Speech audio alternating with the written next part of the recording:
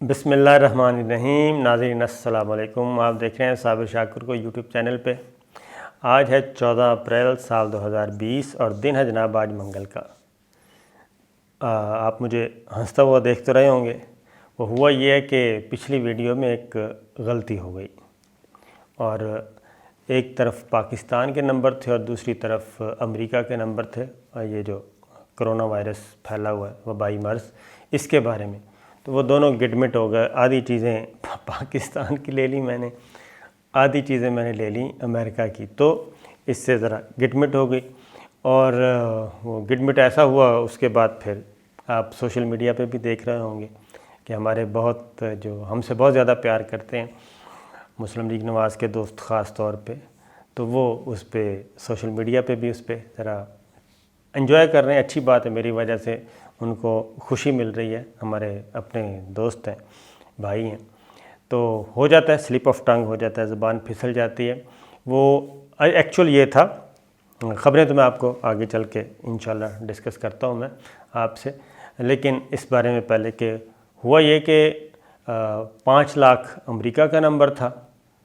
Positive cases کا، وہ میں نے پاکستان کا کہہ دیا۔ پاکستان میں ایکچوئل 60,000 ٹیسٹ ہوئے تھے اس وقت تک، اور 60,000 میں سے تقریباً 5,000 جو ہے وہ پازیٹیو نکلے تھے۔ تو وہ ریشو بنتا ہے تقریباً 8.3 کا بنتا ہے کہ 60,000 ٹیسٹ جب لوگوں کے کیے گئے پاکستان میں، تو ان میں سے 5,000 کیسز جو ہیں وہ پازیٹیو نکلے، باقی 55,000 نیگیٹو تھے۔ یہ تناسب بنتا 8.3، لیکن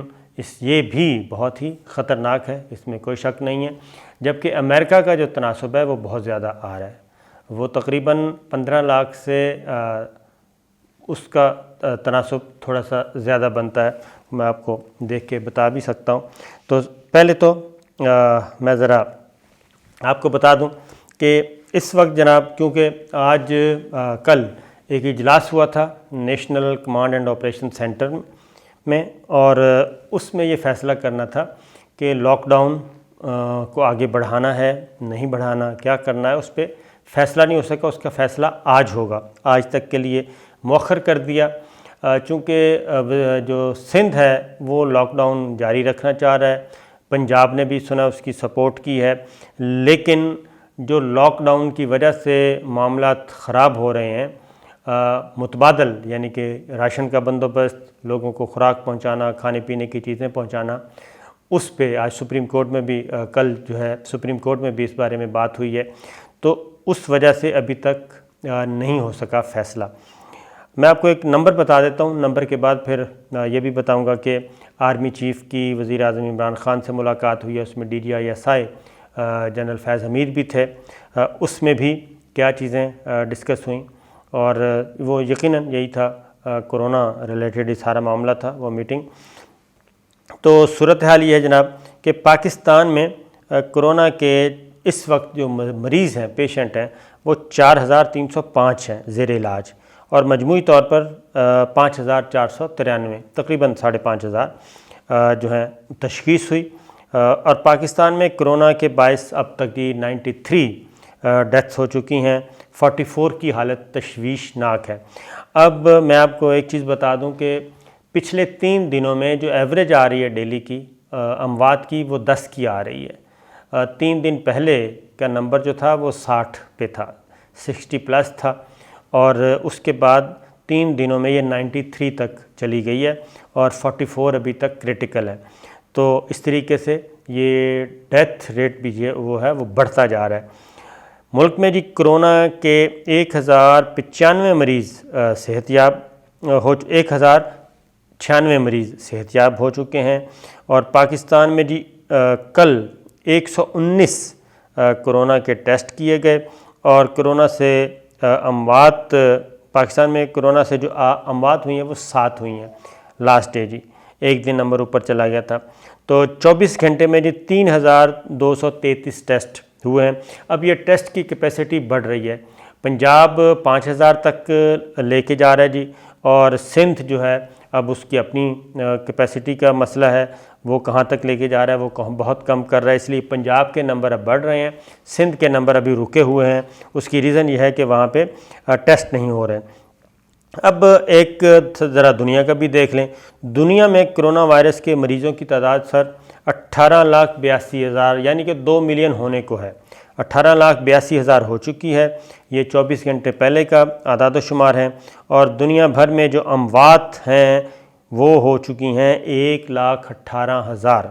1,18,000 اموات ہو چکی ہیں، جو کہ الارمنگ ہے۔ لیکن صحت یاب 4,37,000 صحت یاب ہو کے گھر بھی گئے ہیں۔ اور سب سے امریکہ جو ہے وہ سب سے فہرست نمبر 1 پہ ہے، تعداد ہے 5,64,317 جی وہاں پہ پازیٹیو کیسز ہیں۔ اور امریکہ میں جی کرونا وائرس کے باعث اموات اب تک ہو چکی ہیں 23,000۔ سب سے ٹاپ نمبر 1 پہ اس وقت امریکہ ہے، سب سے زیادہ مصیبت ادھر آئی ہوئی ہے۔ اسپین میں جو اموات ہیں وہ تقریباً 17,500 ہیں۔ اٹلی میں تقریباً اموات جو ہیں وہ 21,000 ہیں۔ یہ سچویشن ہے اس وقت اور دنیا بھر میں، اور یہ میں نے سارا آپ کو بتایا۔ تو یہ تو ایک جائزہ تھا، تو وہ امریکہ کا نمبر تھا جو 5 لاکھ، وہ میں نے پاکستان کے ساتھ فکس کر دیا، تو ساری چیز آگے پیچھے ہو گئی تھی۔ لیکن سب سے زیادہ خوشی مجھے اس بات کی ہے کہ تمام لوگ جو ہیں پیار کرتے ہیں اور مجھے سنتے ہیں، غور سے سنتے ہیں اور ایک ایک لفظ سنتے ہیں، اور جہاں پہ غلطی ہو تو پھر مسلم لیگ نواز کے دوست جو ہیں وہ بہت پیار کرتے ہیں، وہ اس کو پھر سوشل میڈیا پہ بھی لے کے آتے ہیں۔ تو خیر کوئی بات نہیں، یہ چلتا رہتا ہے، خوش رہیں جہاں بھی رہیں، اور ہماری آپ سے کوئی ظاہر ہے کوئی دشمنی تو ہے نہیں، ہم سب پاکستانی ہیں۔ نقطہ نظر کا اختلاف ہو سکتا ہے، اس سے کوئی فرق نہیں پڑتا، لیکن لائٹ موڈ میں نو ایشو جناب، آپ مذاق جاری رکھیں، خیر ہے۔ اب آتے ہیں جناب خبروں کی طرف۔ یہ تو ایک آپ کو تو اس پہ ہی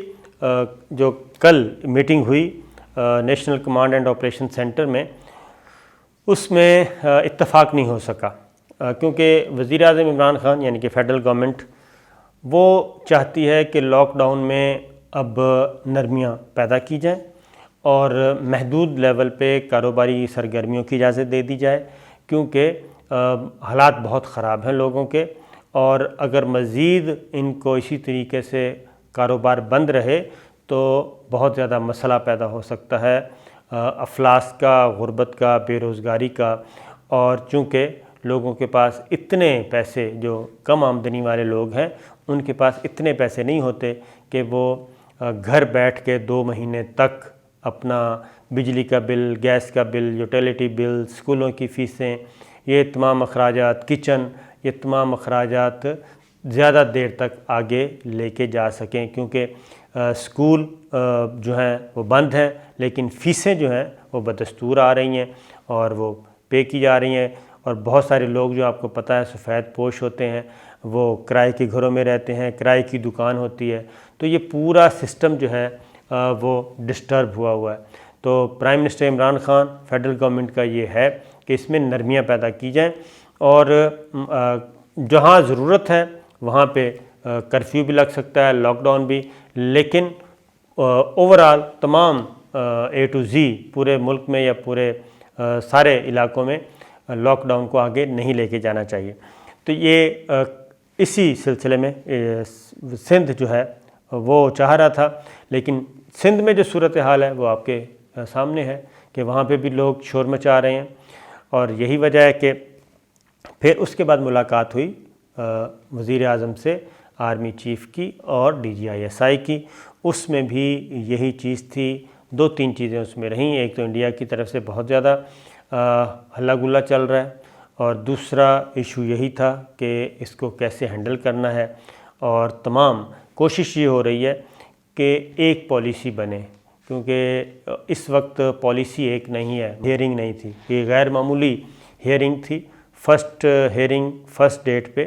اور اس میں اٹارنی جنرل سے ایڈوکیٹ جنرل، صوبوں کے ایڈوکیٹ جنرل کو بلایا ہوا تھا، جو ایڈوکیٹ جنرل سندھ سے اور اٹارنی جنرل سے جو مکالمہ ہوا، جو استفسارات ہوئے، جو آبزرویشنز ہوئیں، جو سوالات کیے گئے، وہ بہت